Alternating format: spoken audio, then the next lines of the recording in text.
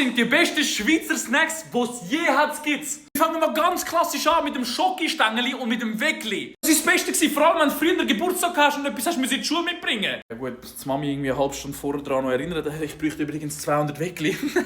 Jetzt draussen 2 Glaces, das ist ein Muss. Einmal die Ragete-Glace und das Bingo-Glace. Also ich muss ehrlich sein, die 2 absolute Legendenstatus. Ich weiss nicht, ob ich der Einzige bin, aber für mich gehört das in so ein Ranking rein, und zwar Bärentatzen. Ich weiss nicht, ich sehe immer weniger Bärentatzen, aber ich lieb's. Es hat bei mir einer im Streaming geschrieben, Bärentatzen sind overrated. Sicher nicht. Jetzt muss ich aufpassen, was ich sage. Ich glaube, Plevita und Darvidas sind nicht das Gleiche. Aber früher, wenn Mami so Lunchbox gemacht hast und du hast so Darvida drin gehabt, beste Leben. Ich glaube, früher war es nur so gelb und blau oder so, was du auswählen bei den Plevita oder Darvidas. Und jetzt haben die auch über 50, 60 Sorten. What the fuck? Ich bleibe beim Gelben. Gelbe, Darvidas oder Plevitas, was auch immer, das sind die besten gewesen. Jetzt eigentlich noch so ein paar Sachen, die es nicht mehr gibt. So richtig legendäre Sachen, die rausgenommen worden sind, die man so früher gerne hatte. Schreibt mal euren Favorite Snack da in die Kommentare rein. So einen entspannten Filmabend, wisst ihr, was ich meine?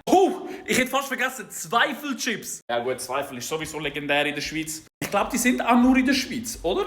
Ich glaube, die haben es mal versucht in der Dachregion, aber dort ist es irgendwie nicht so gut angekommen. Egal, dafür bleiben ihr da, das finde ich gut. Bleibt hoffentlich auch weiterhin da, okay? Das ist übrigens für die ganzen Follows in den letzten Tagen. God damn, gehen ihr ab! Also von ganzem Herzen danke mal und genießt euren Feierabend.